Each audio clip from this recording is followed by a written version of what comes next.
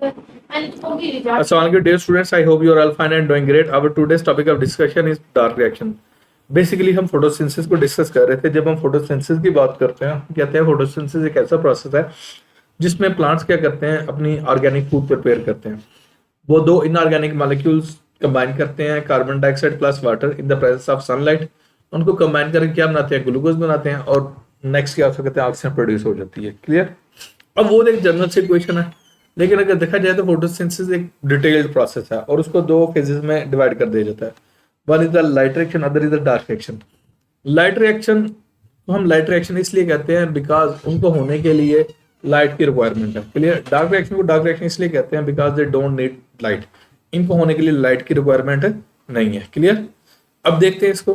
During this phase carbon dioxide is reduced to make glucose. इस phase के दौरान क्या होता है, कार्बन डाइऑक्साइड की रिडक्शन हो जाती है और क्या बन जाता है, ग्लूकोज बन जाता है. क्लियर. ओके, नेक्स्ट हम देखते हैं the details of dark reaction were discovered by Melvin Calvin. अब इसकी जो डिटेल है ना, वो किसने डिस्कवर की थी, मेल्विन कैल्विन. साइंटिस्ट है Melvin Calvin. Okay. Following is the summary of dark reaction. ये नीचे समरी दी गई है किसकी, डार्क रिएक्शन की. Carbon dioxide molecules combine with 5 carbon compound to form 6 carbon compound. अब कार्बन डाइऑक्साइड क्या करती है, कंबाइन करती है किसके साथ, 5 कार्बन कंपाउंड के साथ, और क्या बनाती है, 6 कार्बन कंपाउंड बना देती है. This 6 carbon compound is unstable and splits into 3 carbon compound. मैं आपको ना पहले डायग्रामेटिकली जस्टिफाई कर देता हूँ, फिर इसको रीड कर लेंगे. यहाँ पे देखिए, बेसिकली हमारे पास 3 मॉलिक्यूल हैं, 3 मॉलिक्यूल्स ऑफ 5 कार्बन कंपाउंड, 1 2 3. ये देखिए 3 मॉलिक्यूल हैं, 1 2 3, और हर मॉलिक्यूल के अंदर 3 कार्बन है और 5 कार्बन है. 3 मॉलिक्यूल है और हर मॉलिक्यूल के अंदर कार्बन कितने हैं, 5. ओके. अब बाहर से 3 मॉलिक्यूल आते हैं किसके, कार्बन डाइऑक्साइड के. अब एक कार्बन इसको मिल गया, दूसरा कार्बन इसको मिल गया, तीसरा कार्बन इसको मिल गया.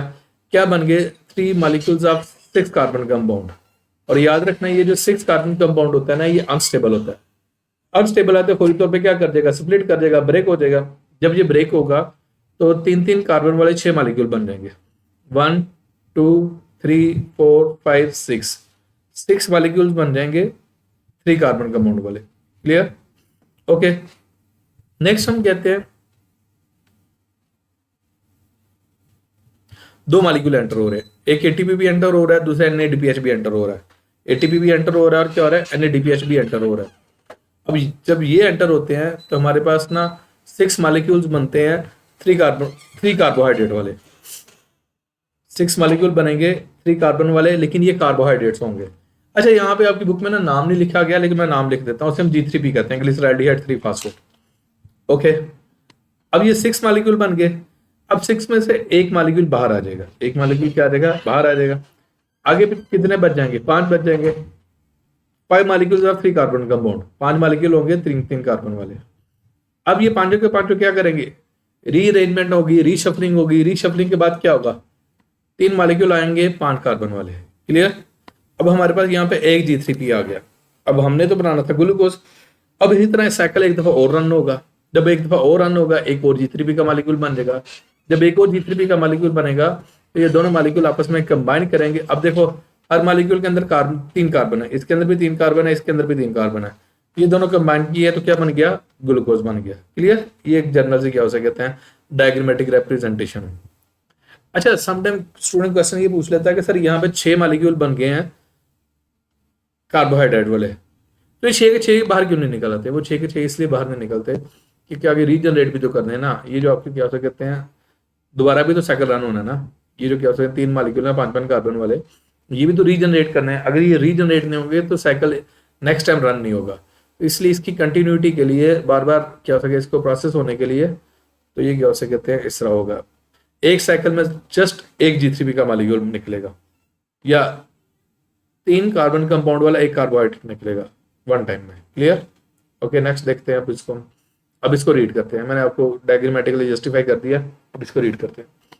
Carbon dioxide molecules combine with carbon compounds to form 6 carbon compound. Okay. Next, this 6 carbon compound is unstable. ये मैं बात पहले कर चुका, ये अनस्टेबल है. ये अनस्टेबल है तो फौरी तौर पे क्या कर जाएगा, स्प्लिट कर जाएगा, ब्रेक कर जाएगा. जब ये ब्रेक करेगा तो हमारे पास क्या बन जाएंगे, एक स्प्लिट करेगा तो 2-3 कार्बन कंपाउंड बनेंगे। तो यहाँ पे हमारे पास कितने थे? हमारे पास 3 थे। जब ये 3 स्प्लिट करेंगे तो 6 मॉलिक्यूल बन जाएंगे। 1 2 3 4 5 6 6 मॉलिक्यूल बन जाएंगे और हर मॉलिक्यूल के अंदर कार्बन कितने होंगे? 3 कार्बन होंगे। Okay, the 3 carbon compound are reduced to 3 carbon carbohydrates by using ATP and hydrogen to, यहाँ पे वर्ड फ्राम नहीं होना चाहिए, and हाइड्रोजन फ्राम, ठीक है। देखिए एक बात याद रखिएगा, एक तो ATP यूज होगा, दूसरा क्या होगा? NADPH। अब NADPH क्या देगा? हाइड्रोजन देगा। ये यहाँ पे क्या होगी? रिडक्शन होगी। क्या होगी? रिडक्शन। याद रखिएगा, मैं रिडक्शन को कहता हूँ addition of hydrogen, addition of electron, removal of oxygen, that is called as a reduction. और ऑक्सीडेशन की बात करो तो उसके रिवर्स हो जाएगा, उल्टा हो जाएगा। ऑक्सीडेशन में क्या है? Addition of oxygen, removal of hydrogen, removal of electron. Clear? The 3 carbon compounds are used to make glucose. वो क्या बन जाएगा? ग्लूकोज बन जाएगा। ओके, नेक्स्ट देखते हैं। The 3 carbon carbohydrates are also used to regenerate the original 5 carbon compound. ये बात मैंने आपको की थी कि यहाँ पे हमें 5 मॉलिक्यूल चाहिए ही चाहिए। अगर ये 5 मॉलिक्यूल नहीं होंगे तो क्या हो सकता है कि ये 3 मॉलिक्यूल रीजनरेट नहीं होंगे, तो ये प्रोसेस दोबारा रन नहीं हो पाएगा। Clear? Okay, the 3 carbon compound also used to regenerate original 5 carbon compounds. This step also utilises ATP. और इस स्टेप में क्या यूज होगा? एटीपी यूज होगा।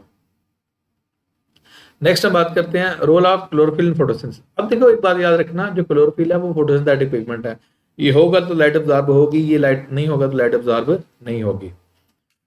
अब इसको रीड करते हैं। The thylakoid membranes of chloroplast contain pigments chlorophyll A and main pigments. Chlorophyll A main pigment है। Other are called accessory pigment and include chlorophyll B and carotenoids. अब जो दूसरे एक्सेसरी पिगमेंट उसमें कैरोटीनॉइड्स आने और chlorophyll B आ जाएगा। Clear? अच्छा, याद रखना जो कैरोटीनॉइड्स है ना, इसकी भी 2 टाइप्स होती हैं। एक होता है कैरोटीन, दूसरा होता है ज़ैंथोफिल। आपकी बुक में नहीं लिखा हुआ लेकिन मैं आपको बोल देता हूँ, एक है कैरोटीन, दूसरा क्या है? Xanthophyll. These are the types of the carotenoids. Okay, next हम देखते हैं पिगमेंट्स अब्सॉर्ब सनलाइट। इनको हम फोटोसिंथेटिक पिगमेंट कहते हैं इसलिए because they are involve in the absorption of sunlight and converted into the chemical energy for photosynthesis. Only 0.1% of the light, या 1% है, ये 1% है। अब light falling on the leaf surface absorb, जितनी लीफ के ऊपर क्या हो सकता है लाइट फॉल करते हैं उसमें सिर्फ 1% क्या होती है? अब्सॉर्ब होती है, बाकी रिफ्लेक्ट बैक हो जाती है या ट्रांसमिट हो जाती है। क्लियर? और ये देखो एक बात याद रखना, आपके सन से जो लाइट आ रही है व्हाइट लाइट आ रही है। अब व्हाइट लाइट को अगर क्या प्रिज्म की हेल्प से स्प्लिट किया जाए तो 7 डिफरेंट कलर्स की वेवलेंथ में क्या हो सकता है? स्प्लिट कर देती है। और उनमें सबसे ज्यादा जो अब्सॉर्ब होती है ना, एक रेड है, दूसरी ब्लू है। जो ग्रीन है वो लीस्ट अब्सॉर्ब होती है। ग्रीन क्या होती है? लीस्ट अब्सॉर्ब होती है। अच्छा, different pigments absorb different wavelengths of light. Okay, chlorophyll A absorbs light of blue and red wavelength. The wavelength which are not absorbed by chlorophyll A are absorbed by accessory pigment. अब याद रखना, chlorophyll A different wavelength की light absorb करता है, chlorophyll B different wavelength की light absorb करता है, और कैरोटीनॉइड डिफरेंट वेवलेंथ की लाइट को क्या करते हैं? अब्सॉर्ब करते हैं। Okay, the wavelengths which are not absorbed by chlorophyll A are absorbed by accessory pigment. उनको बोलते हैं accessory pigment. When a pigment absorbs light, reaction occurs in it. जब वो एक पिगमेंट लाइट अब्सॉर्ब करे तो रिएक्शन होंगे and its electrons are release. Electron क्या हो जाएंगे? रिलीज हो जाएंगे। The high energy electrons pass through the electron transport chain. Electron transport chain में से पास ऑन करेंगे and their energy is used for the formation of ATP. ATP बनेगा and for reducing NADP to NADPH. क्या बन जाएगा? NADPH बन जाएगा। तो 2 चीजें, एटीपी और क्या है? एनएडीपीएच है। क्लियर बच्चे? यहाँ से टॉपिक आपका कंप्लीट हो गया फोटोसिंथेसिस का। और याद रखिएगा, अपने लाइट रिएक्शन में जो जी स्कीम है ना वो अच्छे से देख लेने, और डार्क रिएक्शन में ये केल्विन साइकिल कुछ अच्छे से देख लेना। If you have any sort of question then you can ask in the comment section. Thank you so much.